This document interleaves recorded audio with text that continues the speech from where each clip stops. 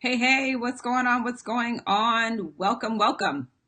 All right, if you are catching this on the replay, make sure you hashtag replay so that I know that you were here. And if you are catching this on the replay, you can skip ahead to about the minute and a half to 2 minute mark to get to the content.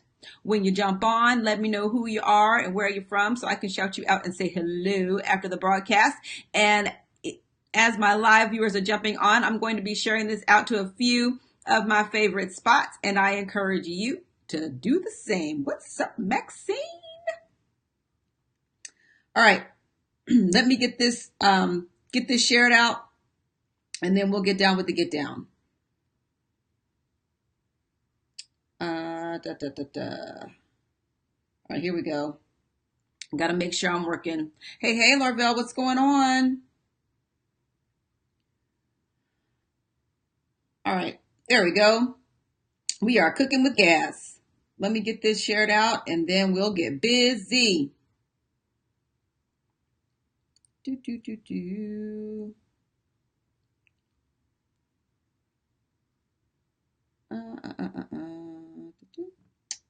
Okay, here we go. Already. There we go.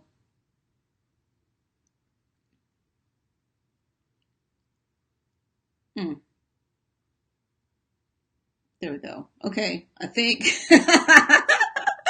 Oh my goodness. Okay, it's a struggle this morning, but I'm gonna get my life together over here because obviously my brain is going a little bit slower. All right, cool beans. Hello, hello, hello. All right, you guys. Let's get started with the housekeeping announcements. All right, February 15th is the release date for tax refunds that contain the earned income tax credit. And that is related to the PATH Act that happened, that became law like 2015.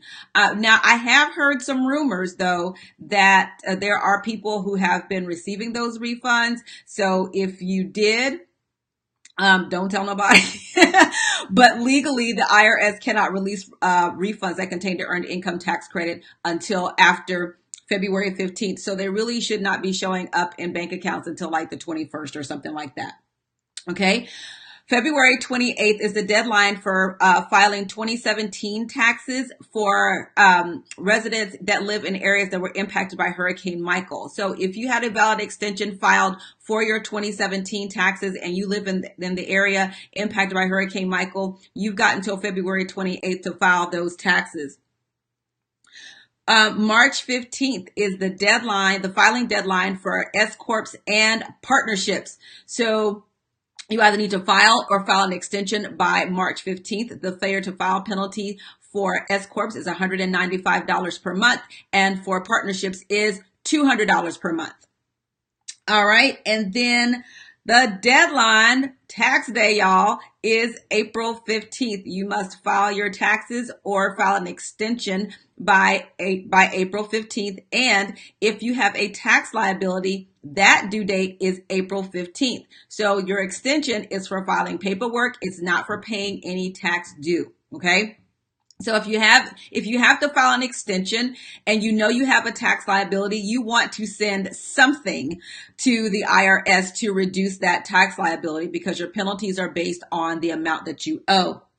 Also, if you have estimated tax payments, your Q1 estimated tax payment is also due on April 15th. This is why I urge business owners to not wait until the last minute to file your taxes, because in case you have estimated taxes, you have your current tax liability that's due on April 15th and your Q1 estimated tax payments that's also due on the same day. So you can be writing up up to four checks to the government on the same day. So don't wait until the last minute. All right. Get your whole life together and get your taxes filed early. Even if you filing early doesn't mean that you have to pay right then. Let me clarify that. If you file your taxes, let's say you file your taxes in February, the due date is still not until April 15th. So you have until April 15th to send your tax payment to the government. Okay. So that is it for the housekeeping announcements. Let me get our intro out the way and then we will get down with the content.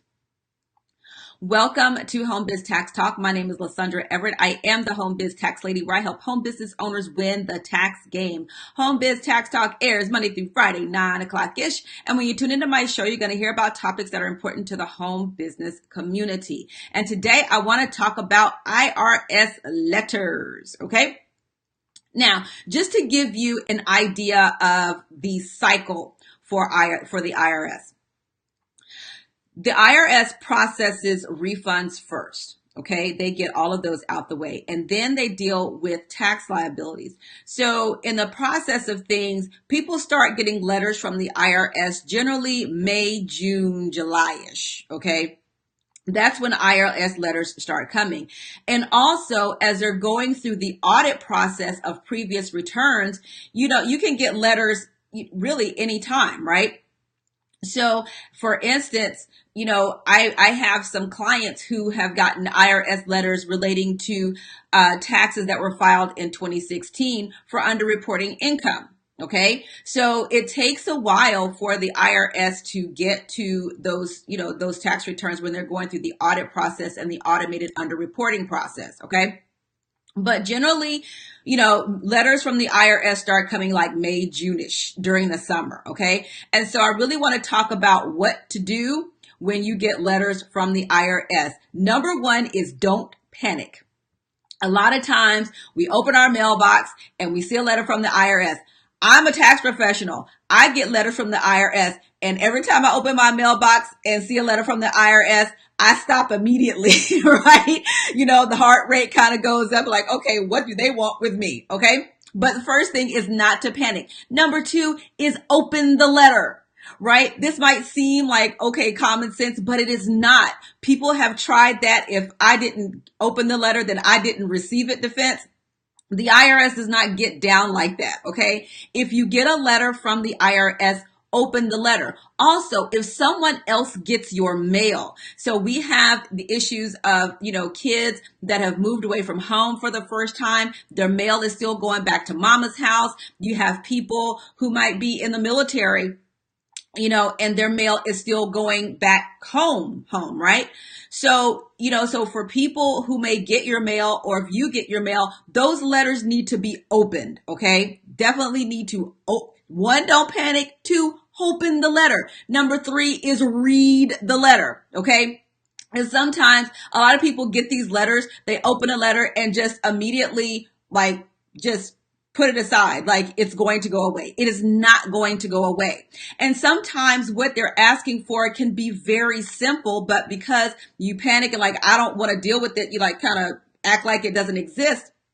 You turn something very small into something very big. So you definitely want to take the time to read the letter. And when you're reading the letter, you want to take note of the type of letter that it is, any type of due dates, because the IRS will always give you a due date to respond, okay? And you want to make sure that you respond by that date. And then you want to do what they want. Like if they're asking for documentation to support, a child's residency, or they might be trying to verify your identity, or they might be trying to verify some expenses. You want to really look at the letter, read the letter to see if you understand what it is that they want. Sometimes it's, the letter is an adjustment. They're saying, hey, you reported this amount, but we also received, a W-2 from this, from this person that wasn't reported on your taxes. So we're making an adjustment. Okay. Sometimes there is nothing to do because they'll tell you if you agree with this, then do this. If you don't agree with it, then do this. Right. So sometimes you don't even have to do anything, but they have to tell you because, I don't know about y'all, but I know when I was in college, I worked like 3, 4, 5 jobs, right? So you might be at a job for 3 months and forget. It happens, okay? Especially if you're going and moving and you're hustling and bustling and whatnot.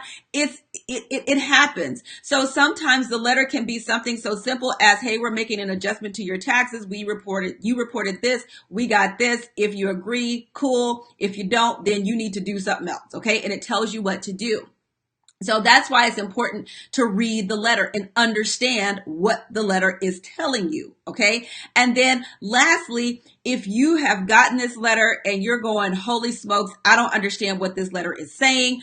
I don't understand what they want from me. I don't even understand why I'm getting this letter. Then you need to get help. You need to start with contacting an enrolled agent in your area. Enrolled agents are America's tax experts. They're going to be able to look at this letter, tell you what it says and what you're supposed to do. But what you should not do is wait until after the due date is expired on that letter and then go running to someone and want them to fix it right now. I have seen too many instances of people getting letters from the IRS and saying, hey, can you help me with this? And the due date to respond is 8 months ago.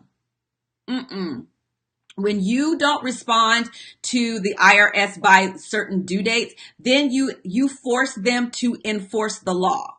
Okay. So they'll send you one letter, get no response. They'll send you another letter, get no response. Then you start getting letters like, okay, if you don't respond, this is what's going to happen. All right. So the IRS sends enough letters to warn you about what's going to happen if you don't respond before they actually do it. This is when you hear people talking about getting letters for liens against your property or levying your wages. That's when they garnish your wages and all that stuff.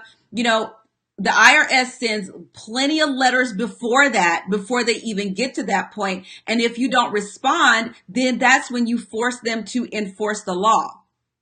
But as long as you are responding to the IRS and working with the IRS, then that's when you have a better chance of dealing whatever it is that you're dealing with before you get to these next and more punitive steps in dealing with the government.